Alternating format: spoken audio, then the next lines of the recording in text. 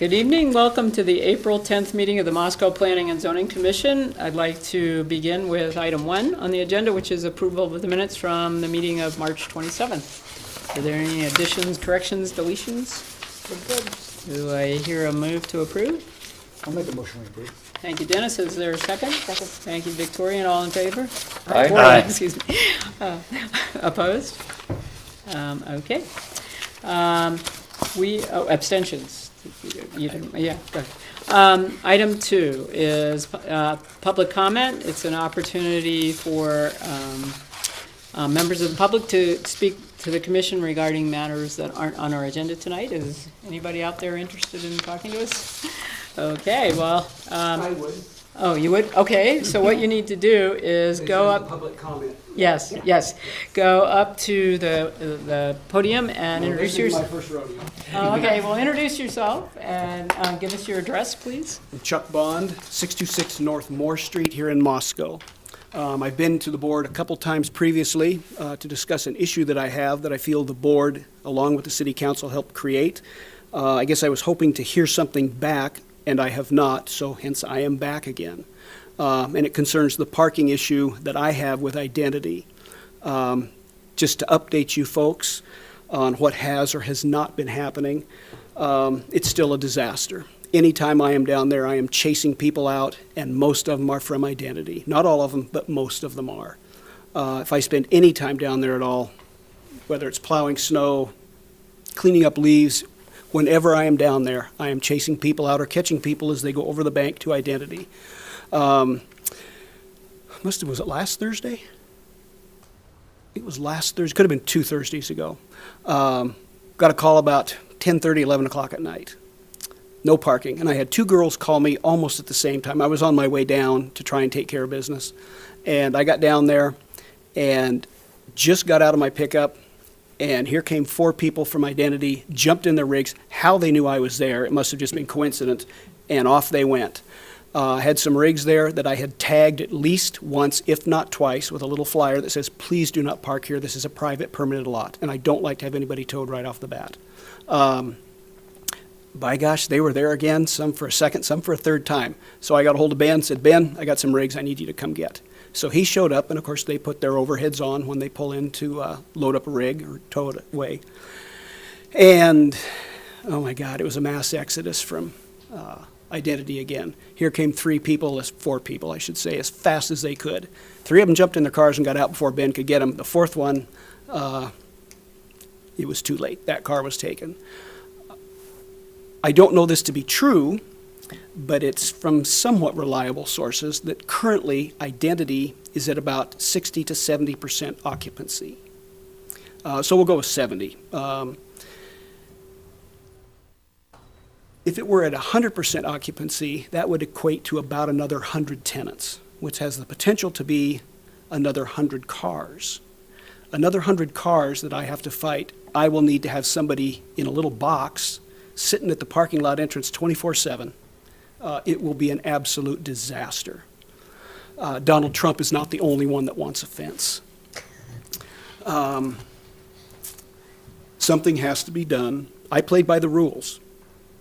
As Mike can probably attest to. Identity was allowed to do what they did, and I am suffering from it. And I don't have the time to police that lot 24/7, and I should not have to.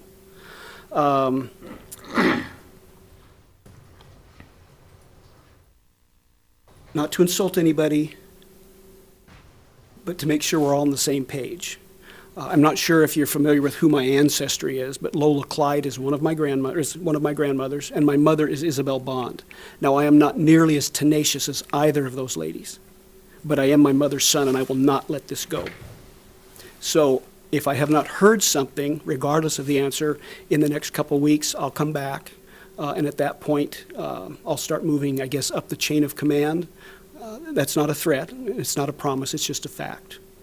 Any questions? Just the comment that when you came the last time, I did go have a meeting with our community development director about the issue, and my understanding is there were conversations going on between the community development office and identity management. but Mike might be able to fill us in a little bit on that. I don't, you know, I was told that it was being addressed. And so, you know, it's that I just want you to know that there was a response, at least on behalf of the Planning and Zoning Commission. Doesn't mean we can fix the problem, but at least there needs to be conversation going on between the entities. But I don't really know what else to say at this point. I mean, we're certainly aware of the press, et cetera, covering the issue in various capacities. Well, I think that demonstrates that there is truly a problem. Yeah, I'm not going to, I think all of us here recognize there's a problem, you know, and. Would you also recognize that you helped create that problem? Well, I think, excuse me, we talked about that at length on one of your visits, and I think clearly we've acknowledged that it was an issue that we probably should have given some additional thought to. We had a variety of reasons, but talking about whether we made a bad decision or not really isn't very productive, because what we need to do is figure out a solution forward. Exactly. Rather than trying to decide, Absolutely. oh my gosh, what did we do wrong? So I support that you want some kind of action taken, and I think we need to continue that, but I'd like to see us move forward rather than trying to I'm go all in back. favor. We All in made the favor. decision, there was quite a bit of debate about parking the night we made the decision, and the development was presented to us, and we made the best decision. We thought we were making the appropriate decision based on the information Of course we you did. had. Of course. And we can't undo that. I'm not You know, asking all you we to. can do is look at the next development differently, and take all of these problems into consideration. But you know, we got to learn from our mistakes too. And we, sure, did we make a mistake? Do you want to hear that? Yes, sir. No, We made a mistake. It's, but go ahead. Well, I know that we were talking about reaching out to Identity, and they were talking about trying to do a fence, or that Right. they would, and I'm wondering at what point in time can we ratchet up? I know we don't have that authority, obviously, but through community development and other enforcement, do we have some leverage as a community to help resolve some of these problems? They don't seem to be apparently responsive to the fence or the parking issue, or what kind of feedback are you getting, Mike?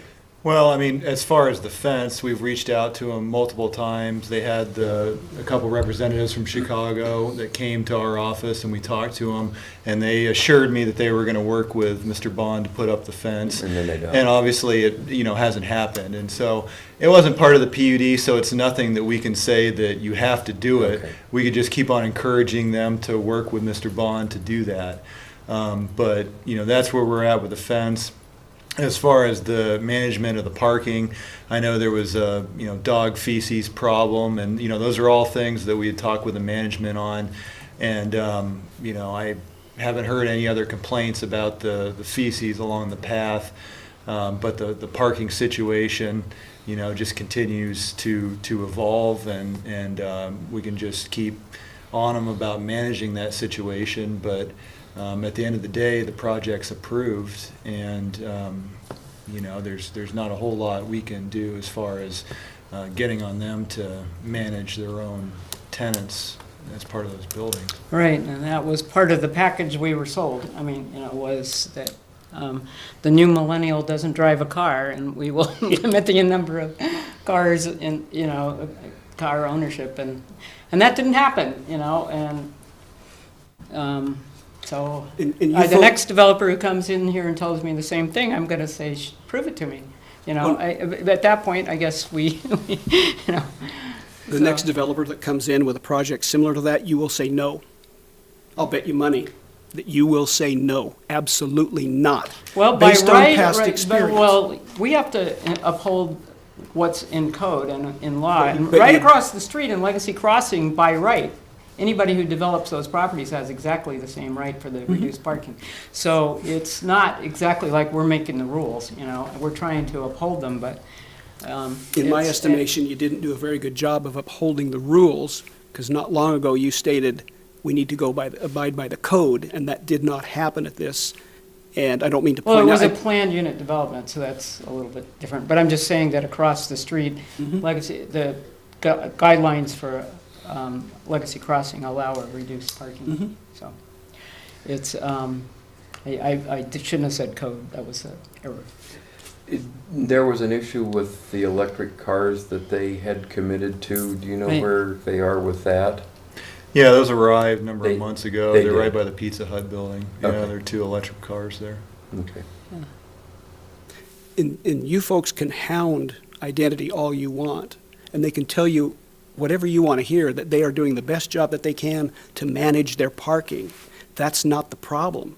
The problem is my parking. Right, no, I understand what you're saying. So, Okay. okay, thank you. You bet. Yeah. Thank you. You guys have a very good evening. Thanks, Chuck. Yeah, okay. Item number 3 is is there anybody else who would like to speak during public comment? No. Okay. Item 3, educational services within the Central Business District.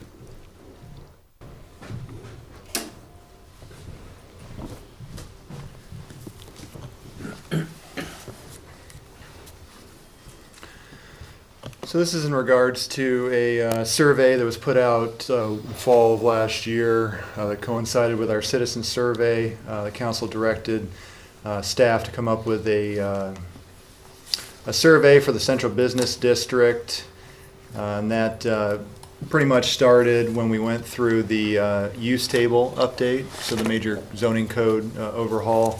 When it got to council on May 21st of last year, council had some questions regarding educational institutions, mainly colleges and universities within Central Business District. And then it ended up being approved, but council wanted that to come back to administrative committee, which it did. And then on August 20th of last year, they provided direction to staff to develop a survey for the community and property owners, as well as businesses operating in Central Business. The survey instrument was prepared, had questions to gauge perceptions of the community, to property owners and businesses operating in Central Business in regards to current public, private universities and college in Central Business, additional and expanded public, private universities and college in the Central Business District. So the survey was sent out in the fall of last year and to the property and business owners, as well as a random sample of the community. So the results of the survey were discussed at the City Council meeting on April 1st, and then the Council directed Planning and Zoning Commission to prepare an ordinance which would prohibit additional or expanded universities and colleges in Central Business District. So just wanted to go through the survey results, and then we've got some other implications in our NIAX table as far as educational services. We want to go through those different subcategories to see if there's any other uses that we should take a look at, maybe recommending the City Council eliminate from educational services category as well. So this just goes over the survey that was sent out. It was 1,200 resident surveys, a total of 293 responses. That's a response rate of 24%. And then 276 downtown business surveys were sent out. And they had quite a bit higher response rate, got back 110 of those, so that was 39%. And survey provided 3 statements about the town's interaction with public-private colleges and universities and central business, and gave survey takers opportunity to rate their level of agreement with the statement. It also provided an opportunity to share qualitative perceptions and opinions in regards to their rating. So the first question was, please rate the level of agreement for the following statements for additional public and private colleges and universities in central business. A, additional public and private colleges and universities should be allowed in the central business district with an approved conditional use permit, so they have to go through the CUP process. B, additional public and private colleges and universities should be allowed in central business district without an approved conditional use permit, so just by right. And additional public and private colleges and universities should not be allowed within central business district. So this was the resident response for question 1A. So this is in regards to allowing them with a conditional use permit. and these are the responses we've got. So this was broken out. I think originally they had the survey results with the strongly disagree and disagree, and then strongly agree and agree categories combined. I just chose to take the revised results that have these broken out. So strongly disagree, a little less than half, and then agree is 15%. So that almost 3/4 of the total disagree that they should be with a conditional use permit. This is neutral, and then agree is the lightly colored blue, and strongly agree is 13, and then non-response for the yellow there. Question 1B, so without an approved conditional use permit, so really just allowed by right, it's pretty overwhelming that everybody strongly disagreed that they should just be allowed without a CUP in the downtown business district. So it would just be this portion really that would agree with that. Then another resident response of should not be allowed in central business district. So that was a little more. So we got agree, strongly agrees 45%, agree 15.4%, and then you got the smaller disagree, strongly disagree, and then the neutral is a little bit larger there. So pretty much strongly agreeing and agreeing that public and private colleges should not be allowed in central business. Then we get to the business response. So this is should be allowed with a conditional use permit. Once again, the strongly agree is this dark gray, disagree 13%. We're seeing kind of results that track to the resident response as well. They're pretty consistent here. And then this is the business response for private colleges, public and private colleges, universities without an approved conditional use permit. So just by right, pretty overwhelming that they disagree with that. So 66.4%, and then 12.7% just disagree, and then the small fraction there agree or strongly agree with that statement. The last business response, additional public and private colleges should not be allowed within central business district. Strongly agree over 50% here, and then so about 60% strongly agree or agree that they shouldn't be allowed in central business district.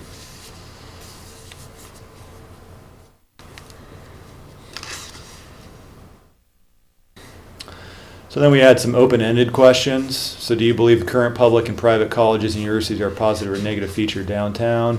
If any, please list top 3 positive things you believe current public and private colleges and universities bring to downtown Moscow.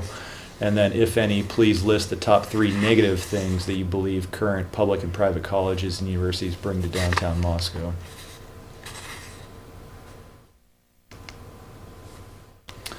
So this was the response,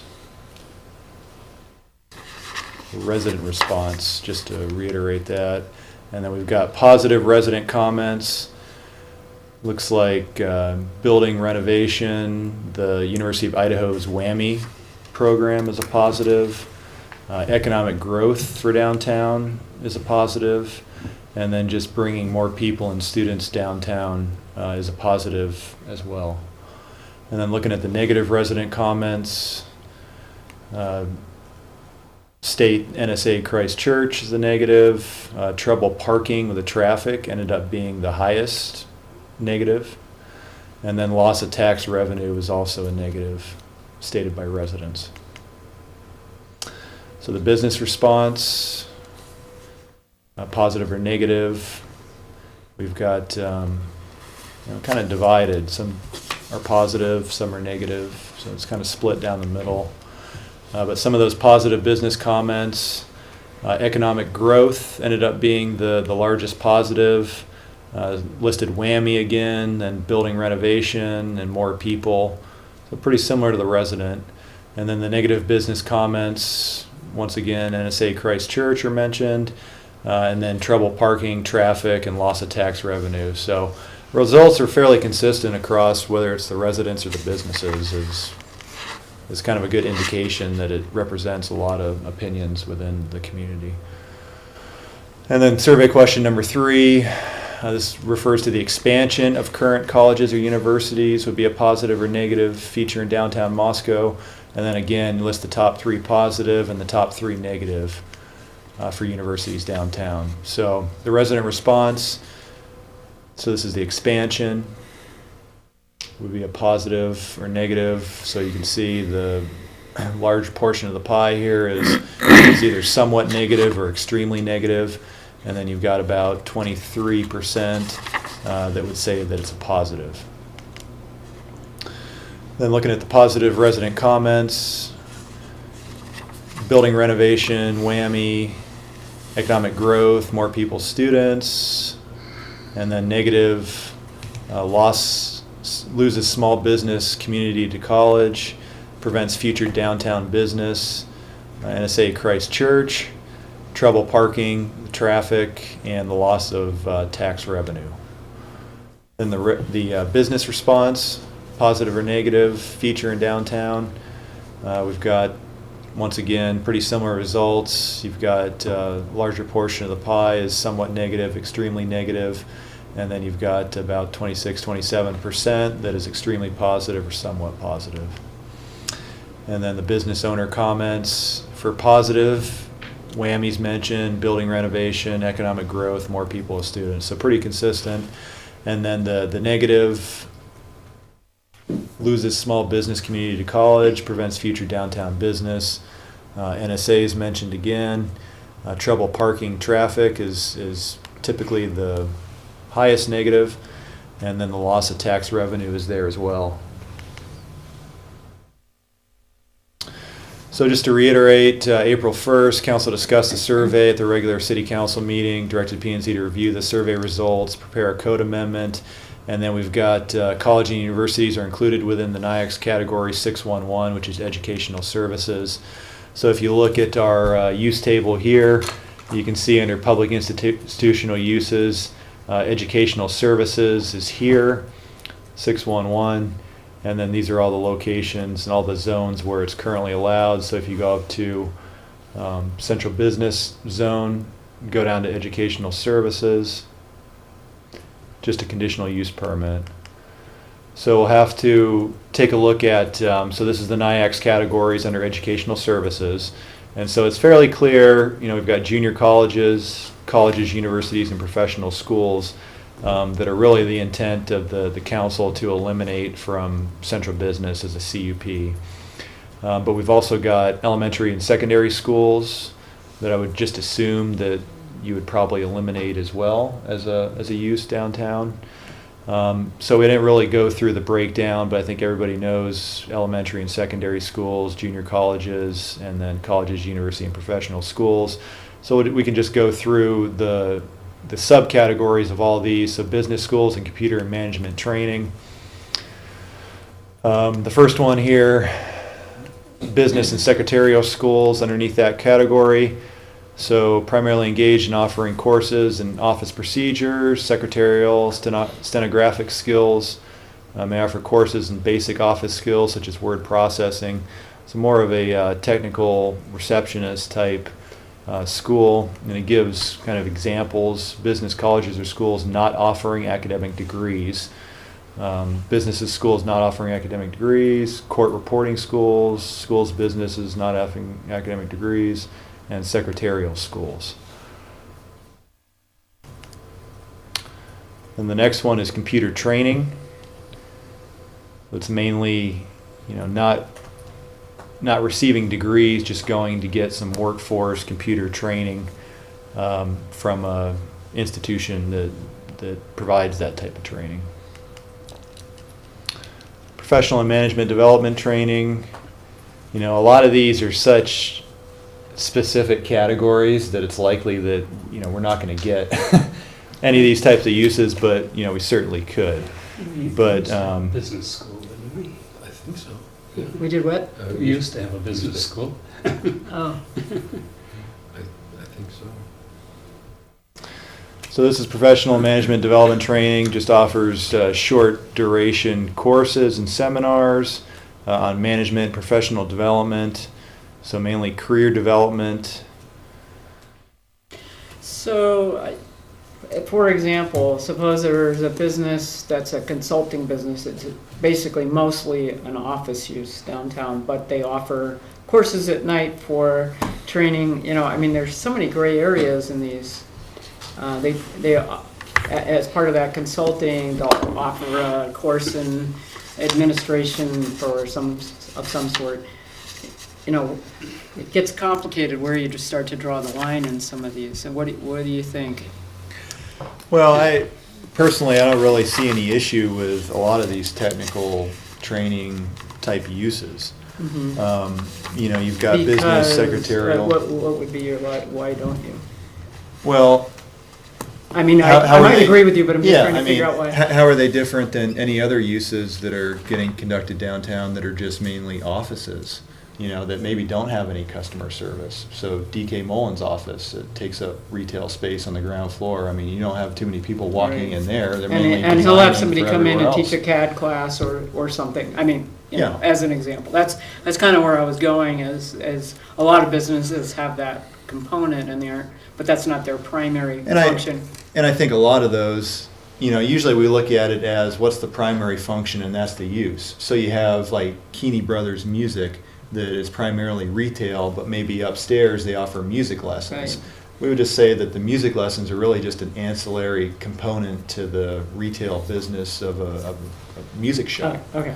So that's helpful to kind of explain that. Yeah, and we wouldn't, Yeah. I mean, if that's all they Yeah. did was provide music lessons, then that's the use. Because there are some But- businesses that just provide music lessons. I'm trying to think, my son used to take electric guitar lessons from one, right? Yeah, I think there's yeah. one above Latah Realty over here that they just have music lessons. Yeah, this one was downstairs, maybe under Allegra.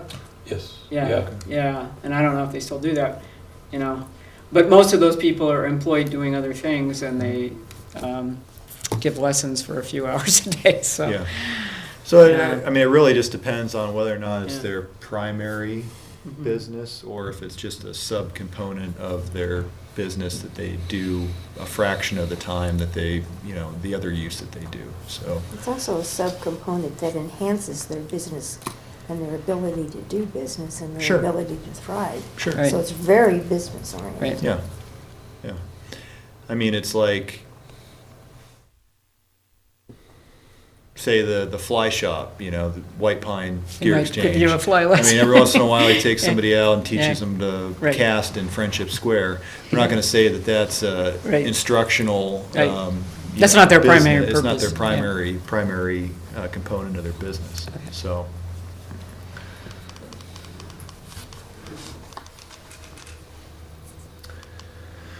And then we have cosmetology and barber schools.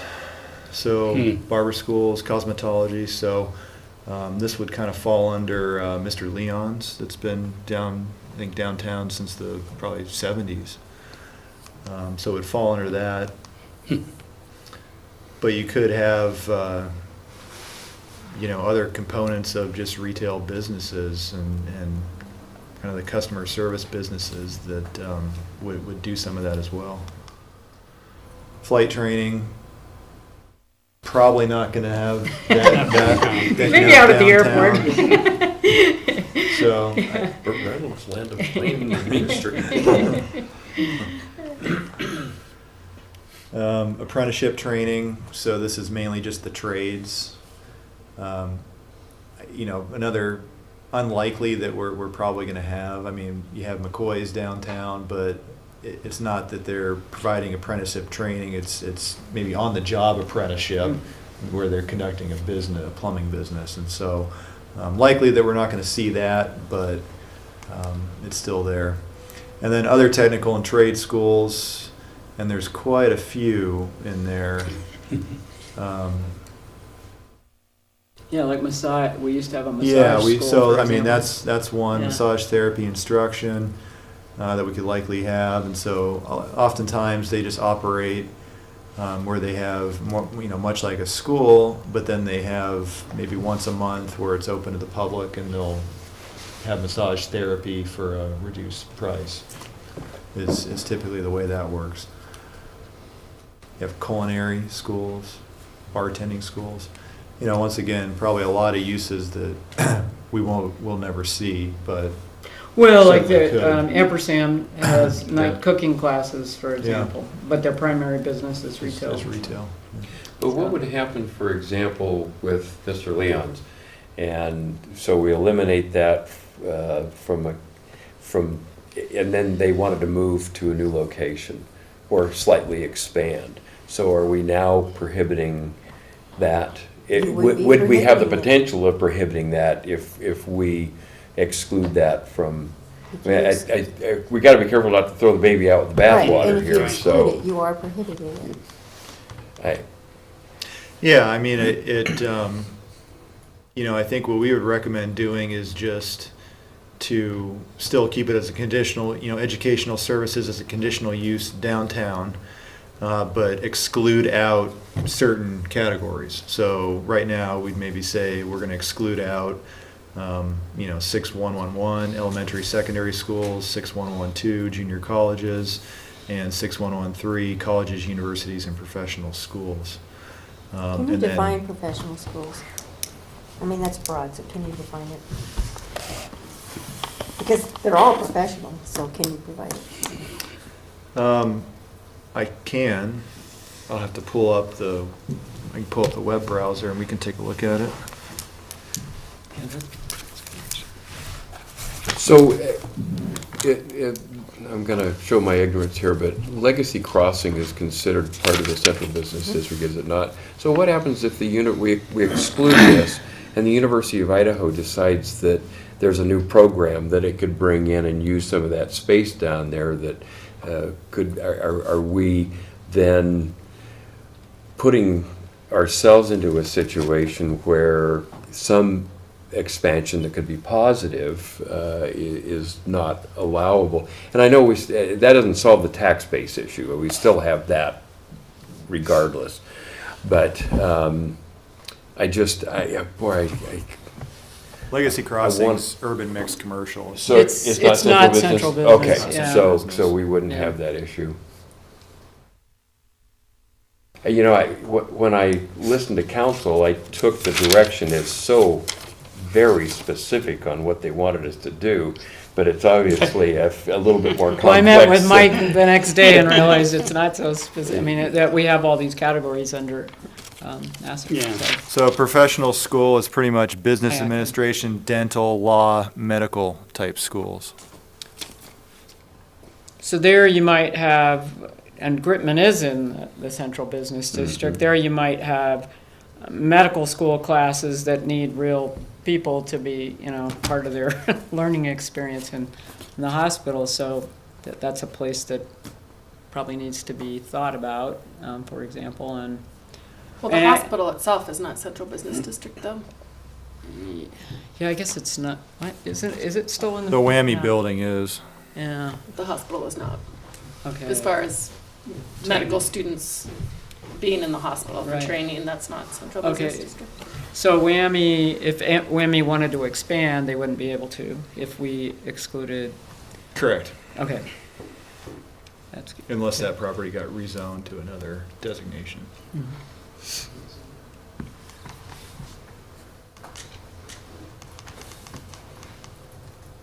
That answer your question about professional? Well, it's still murky. Still murky. So, we don't have a medical district, right? We talked about thinking about that. A hospital district, Hospital, yeah. well, whatever. you Or, call yeah, it. well, Medical maybe, camp- yeah. Medical district, whatever you called it, you Yeah. know. No, we don't have a medical district. So that would be something down the road that if it came up, we might be looking at a medical district. I don't know if we should or not. I'm just remembering we were we looking- talked about it. Yeah, it was and I mainly didn't think for we did it. parking management was the medical district that we were looking at. So we were looking at creating more of a Gritman hospital parking district Oh, parking where district. they would treat on-street parking as more Gritman permitted parking in certain areas. Okay. Probably be an overlay district rather than a zoning district. So, Good, yeah. I mean, I could think of the Pritchard Gallery giving class, they give a gallery class, but it's like not their primary mission. So again, it would be subordinate to the main mission. Fine arts. So, I mean, you could see this, dance, Right. instruction. I mean, it really cover yoga as well. I mean, a lot of these, so you talk about, I think the Moscow Yoga Center above Mikey's, would be picked up probably under this. And one of the things that I would think about as an issue is that downtown has always struggled to fill second-story uses, much more than street level. And so if we start cutting it and limiting all these options, that's going to really impact the capacity for landlord or building owners to fill up their buildings. I mean, so just something to think about. So, since you mentioned it was a little maybe murky about what the direction that the council was saying and how specific it was, there was quite a lot of discussion, but ultimately it was just the two codes, the Colleges and junior universities. colleges and the universities is what we were Just the requesting. And six, I yeah. think, it's good to look at them all and see if you have other recommendations also, but that specifically was Well, what. I would think elementary and secondary schools would come to the top of the list. It would be a real similar kind of problem. Right, and that Yeah. was discussed back in May too, as, Mhm. So, question, because to me, that should be included with the other two, but it's not been in the past, and I don't know why it hasn't been in the past, that the feeling isn't there, that hardly talk, well, I mean, it didn't come to the top of, we don't want elementary and secondary schools, and I've never understood why that one was considered okay. Probably because to we me- don't have any right now. Oh, so it it just could- doesn't could get be focused it. Well, so on? if somebody wants to open a preschool for people who work downtown, what? Well, do they're a we little do? bit different. So a preschool would Yeah. be classified as more of a child care facility, be a Okay. daycare. Okay. And we do have We have Okay. that. a few Okay. of those around Okay. downtown. So those would still be allowed. But elementary and secondary schools, are different. Right. 'Cause it seems clear that all three of those categories should be in the same ballpark, and Right, all three of right. them should be no. So, Mike, if, going back to the table, we just have the 611 in the table, and then there's all the subcategories, but if you wanted to exclude, let's say, the, whatever decision, but the elementary, secondary, junior colleges, university, and professional schools, if you went down to that, so do you then make a sub-note in the 611 category that those particular ones are not allowed? Yeah, we would just- And then you leave all the rest of them intact? Uh-huh. Okay. Yeah, we would just do, like we've done here in RTO, we'll put a superscript up here. Okay. And have a number, and then at the bottom, we have notes, and then we'll just reference that number. And then it'll just say excluding those three numbers in educational services is what we would do. Oh, okay. Could I ask another question too? Brandy, has council weighed in, not city council, but legal counsel, have they weighed in on the potential for any legal jeopardy to the city for the exclusion? no, but I don't know that I think because it's not even considered to be an issue, a concern. I mean, there are many different uses that are not permitted in the central business district or are conditionally permitted uses, but there are many that are not permitted and there's no legal standing. It's what the city of Moscow decides they want to permit in various zones. So I don't, Plus, you also have council sitting at the table during city council meetings. Well, Yes. right, no, So they're there Yeah. in case something Yeah. jumps up at them. It's usually that we just can't outright prohibit them anywhere in town. I mean, we can specifically prohibit them in In certain a zones. certain It's zone. just like, you Right. just wouldn't be allowed to just say that you can't have them anywhere. Okay. That would be illegal, Okay. but.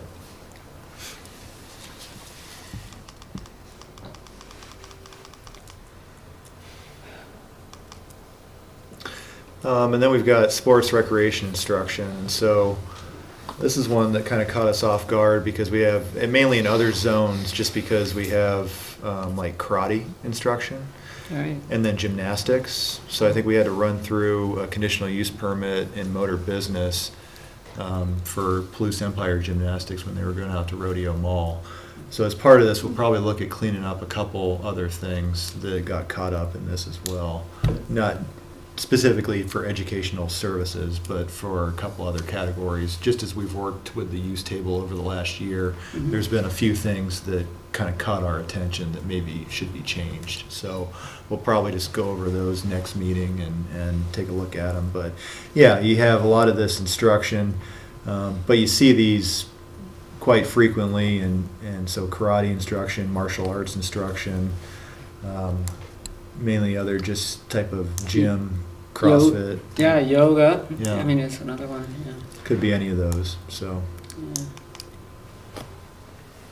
And language schools, you know, you could have something like that, you know, on the second or third floor of a building. A lot of these have gone online, but, you know, you certainly could have some type of language training. And then just all encompassing all other schools of instruction category, and then exam preparation and tutoring. Automobile driving schools, and then just miscellaneous schools, instruction, charm schools, self-defense, public speaking. I mean, you could have a Toastmasters brick and mortar location, I guess. And then educational support services, consultants, guidance counseling, other things like that. That's pretty much it. So, is there anything else that? Where does something like Pritchard show us there? Is it a different code? Art It is, gallery? yeah. It's we have it's like a museum and gallery. Yeah, I think yeah. is what that code is. Okay. yeah. So right here, museums and art galleries. Yeah. So So it is under this code. it's not. Yeah. No, this is Oh, the use okay. table. So It's yeah, under it's- public it's- institution. It's this code. Yeah. So Okay. yeah, it's permitted Okay. downtown. Yeah. Okay. Mike, you don't happen to have a graphic of central business district boundaries, do you? I could pull one up. Yeah.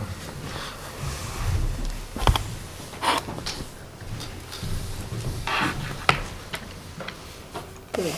I should wanted to see that, too. I should have done more homework on this. No, can't keep all this stuff in the bank. It keeps leaking out.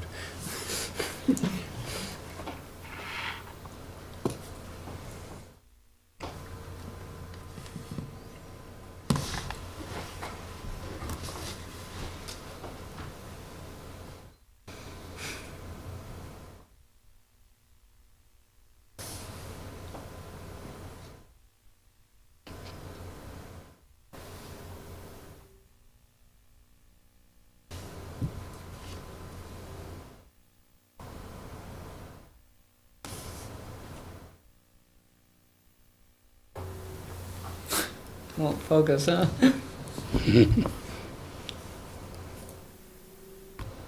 There we go. Oh.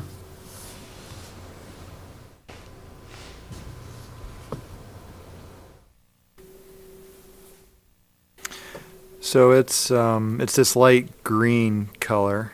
Okay.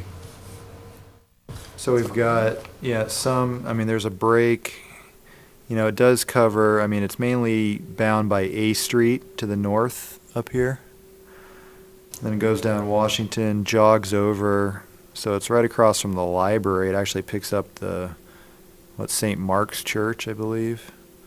This is the City Hall property, and so it goes down center line of Jefferson Street, then jogs over again, goes down to 7th, picks up some properties on the north side of 6th. So it used to cover properties on the south side of 6th as well, and then we came in and rezoned Legacy Crossing to urban mixed commercial. So we had a number of properties there that wouldn't have had a parking requirement at all just because they were still in central business. And I think they rezoned that corridor to central business just because I think in the 70s and 80s they were trying to create this more of a link between downtown and the university. And that's why they ended up doing this corridor as central business. But yeah, since then it's urban mixed commercial on the south. But we still have these number of properties on the north that's central business. And then the properties on the west side of Jackson, central business, and then you've got some on 3rd Street that are. I think it pretty much divides it at this alley. I think this is the old KFC building that's sat vacant for a number of years there. And then Subway to the south. And then it goes up Jackson again. We rezoned these to residential office a number of years ago, but those were central business as well at one point. So, kind of give you an idea. Okay. Yeah, that's great. Thank you.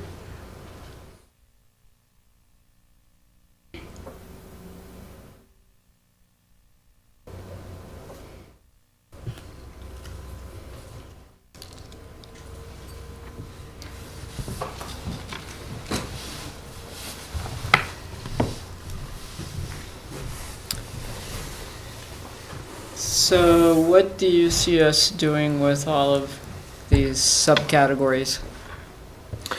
Well, I don't really see any issue with any of the ones that we've looked through. So I would just say that, at this point, it would probably just be eliminating elementary, secondary schools, junior colleges, and colleges, universities, and professional schools from that list. So And up then through New or expanded. 613, Yep. 611, 310. Pretty much everything above above there. here. Yeah. So it'd just be the 6111, 6112, Okay, 6113. okay. And then everything else we would just keep as Conditional. conditional use. Okay. Or, Yeah, does it warrant a conditional use or Or you mean by right? by right? By right instead, I would leave it as conditional Conditional. use. I would be. So you have a chance to look at it, yeah, yeah, Okay. till we get complaints or right. experience a problem. Well, we have to go through a public hearing process on this change, correct? So we're going to be hearing, Yeah, we'll have to draft an ordinance and get it queued up and everything. So, Mhm. yeah. Okay. And so what timeline do you see that happening on? We can get an ordinance prepared, and so we're going to be, I think, canceling our next meeting. So probably the first meeting in, Wait, our next April meeting is canceled? yeah. Okay, you probably told me that and I forgot. I didn't know. Yeah. I didn't know. Oh, okay, yeah. All right. So it'd probably be the first meeting in May. I Okay, think that we'd look at okay, having a draft, and then Okay. we'll have to. I think we're going to go through those other few items housekeeping items that we wanted to Okay. clean up at the same time, so we can talk Okay. about those as well. okay. Yeah, I think I agree with Joel that having the latitude of looking at individual cases is probably a good idea, Yeah. Okay. yeah. I think it's a good idea the public can weigh into, Yeah, yeah. in case there's something there that jumps out. Okay. Right. Okay, is that everything on this one? Yeah. All right, item 4, review of proposed changes to the mobile home and RV park ordinance.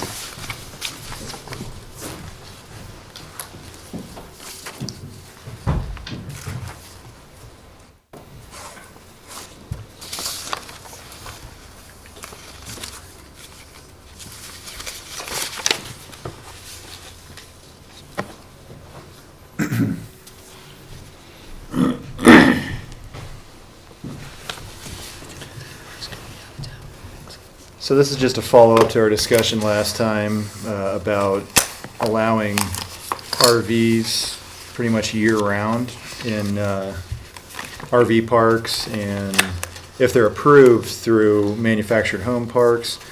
And Ann's put together a document here that kind of goes through all the different types. I think there's probably, some people are more knowledgeable than others about all the different types that we could have in the city. And just wanted to go through. We had quite a discussion about Give that. you What some did I miss? examples. So I think last time, I think Scott brought up a concern about having these be owner occupied. I think I brought that one If up. they were- Yeah, yeah. it seemed like, he was worried about them becoming sort of slum housing, essentially, he didn't use the word slum, but, you know, unkempt, inexpensive housing that a landlord would just take advantage of that, and so I threw out the idea of making it need to be owner occupied. So, I think you should save one of these for Nels. yeah, I yeah, will. well, yeah, the Well, I think this Godmobile is- is not allowed. One of our commissioners I has. think this is Nels' idea of what's gonna happen. Any type of RV, this is what he refers to right here, But the one he the grew up in $1 is on million. display in Yeah. Boise, you know about that one, it's Yeah. called the Godmobile, okay. So, the first is Class A motorhome. So it's really just the large, pushers, I think is what you call them. But they all have motors, self-propelled, usually a large commercial truck chassis, motor vehicle chassis, commercial bus chassis. Resembles a bus, flat and vertical front end, large windows. I think this addition of slide outs dramatically change the industry because they allow a wider living area, provide the vehicle remains completely stationary during their extensive outwards. So usually you see these in larger RV parks, and they're just the largest type of RV. Then you got a Class A motorhome, so the same thing, only a converted bus. So you see these sometimes, more of a passenger bus. I don't know about this, highly luxury components. I don't know how many of these I've seen with luxury components, but They're yeah, out there's there. They definitely. have the window box, that's what does it. The Class B motorhome, so this is more of a camper van. You can see like the Euro van style, a little bit larger. Using a conventional van, either which a raised roof has been added or the back replaced low profile body. And then state of California, I guess it has 6 qualifying factors: water system, refrigerator, cooking system, 110 volt electrical system, AC unit or heater, and a toilet. And a Class C motorhome. So it's got the distinctive cab over profile, I guess, for the Class C. So it contains a sleeping area up there, TV entertainment section. It's got a kitchen, dining area as well, refrigerator, freezer, propane range, microwave oven, table with seating. Also has a lavatory, bath, shower, 1 or more sleeping areas, as well as additional seating in the front. Then you got what you call a toy hauler, so this is mainly just used to haul ATVs and 4-wheelers and things like that. This has a towing hitch, naming the pulling of a lightweight trailer, such for boats, small car, truck. May also be referred to in some places as a mini motorhome. Is there any maybe I missed it, is there any distinction in most of the ones we've looked at on whether they have hookups or they don't have hookups? I mean, do some of them not I would have- say the ones up to this point have hookups. Okay. Yeah. Okay, So most of these do. okay, You start to get into some of the camper tops, like the truck bed campers, and I think some of those may or may not. yeah, Usually they have hookups, but they don't have any restroom facilities Right. in there. They may or may not. Most of them do now.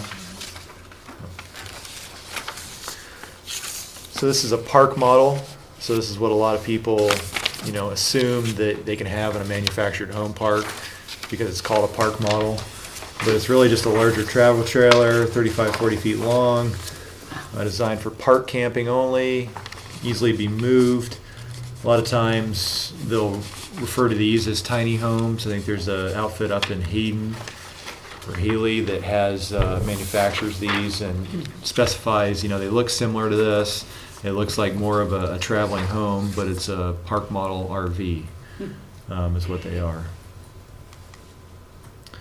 Then you've got a fifth wheel trailer, so it's designed to be towed by a pickup in the bed.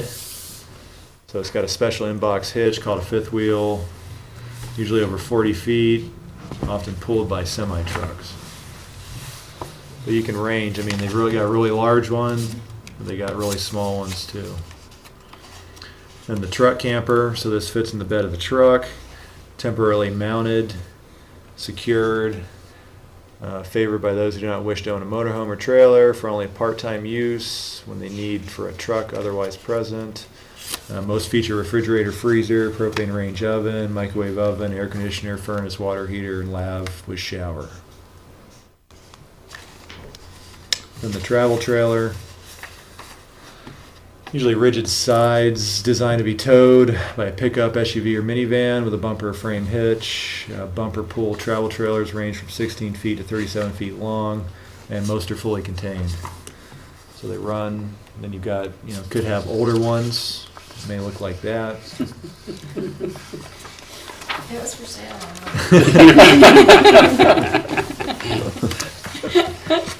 Now it's sitting in your front yard. No, mine looks really good. And then you could have a hybrid trailer, so it looks, more like a travel trailer, but it has pop-out tents on either side. That's kind of a hybrid between the travel and a folding tent trailer. Then you've got the typical pop-up camper. Folding trailer, tent camper, tent trailer, camper trailer is what it's referred to. So it's just really a lightweight unit, fairly small, pops up, suitable for towing by most vehicles. So cars could tow that as well. And most are fully contained also. Then you got a tiny trailer, compact, lightweight, capable of being towed by cars, giving rise to more glamping, kind of like the smaller Airstreams. So you see a lot of like the Scamp models and like R-Pod, they've gotten pretty popular over the years. And then we've got tiny home. So usually less than 1,000 square feet. We often draw a distinction between small and tiny houses. Usually it's that 400 square feet threshold. Some as small as 800 square feet. So this is similar to actually the one that, it is the one that Gary said that in his mobile home park that the WSU professor wanted to haul in. That's her camper there, or her tiny home. So where'd it wind up? I don't know. I know it wasn't in the city. Probably somewhere in the county. So you can see it's still on a, pretty much on wheels and chassis, be towed. And then you've got the smaller model tiny home on wheels again. And so I just, this is kind of runs the gamut of what we could get, any of these in any state of repair could be living, and if we approve it, manufactured home parks. But these are kind of just going through some of the manufactured home parks. So this is Robinson, probably definitely the best, I would say, kept mobile home park or manufactured home park in town. It's an example. And then this is Loney's. So this is behind Norm's Glass, north of Morton, off of Brent Drive. And this is one of the older mobile home parks. So this was, it's going through a change in ownership right now, but Magar that owns Syringa also owned this mobile home park. So it's, I think it's slowly being cleaned up, but it's in the process of going under new ownership. So, but a lot of these are post or pre-76. So a lot of these are not HUD approved mobile homes. They're ones that have been there for a period of time. So if they were to get moved out, they wouldn't be able to be moved back in anywhere else unless they were rehabbed. A lot of people have built, some of these additions coming off the sides of them. But you can tell this is, really old mobile home prior to 76. And then these are some of the newer ones that Gary has moved into Abiel Mobile Home Park. So these are brand new, single wide manufactured homes. And then these are some of the spots that he had advertised. So this is actually I think a park model RV that he has in the park right now. And then these are kind of the spaces that he'd be targeting for RVs within his manufactured home park. And that's the same, that's Abiel, so looking down this road. And that's it. So I have a question about wind. If, you think about the problems that, say, a place like Florida experiences, even in mobile home parks, every time there's a hurricane, and we occasionally get some pretty hefty windstorms here, and there isn't any anchoring of these sort of temporary RVs, and it makes them more vulnerable, especially if they're like a permanent fixture, and that's just a question I raise, a concern I raise. That I don't know any comfortable way around that. If it becomes a permanent housing solution, it's an issue. Yeah. So. Yeah, and the manufactured homes are required to get a permit, and we verify that they are secured, fastened to the ground in the proper fashion, connecting to utilities and skirted and things like that. But RVs, we don't have any type of inspection on those. We inspect the pedestals when they install those for power and sewer and all that, but other than that, we don't know if when they come and go, and there really no involvement with our office and people that have RVs. And so, yeah, that would be the kind of the other concern if you have RVs that are year-round residents and nobody has checked that it's not going to blow away, or there's other issues with them. So I think a lot of this would be, they right away, if we allowed it, they wouldn't be allowed in every manufactured home park. Manufactured home parks would have to come and go through the process that Gary did in order to allow those in So we're just manufactured looking home really park. at his circumstance, and that's it.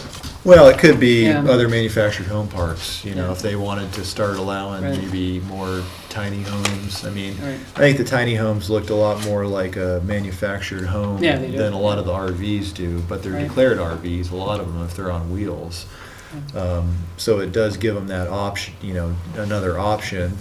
And so I guess I think a lot of the concern is aesthetics and some of the concerns with it being more of a temporary recreational structure and more of a permanent location.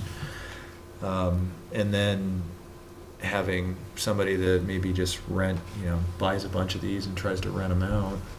Well, to me, that's an issue. With the ADUs, we attached a owner occupancy requirement with the ADUs in established neighborhoods, and to me, it seems important to have a owner occupied restriction on these, so that that doesn't become just somebody buying a bunch of them and in poor condition and Sure.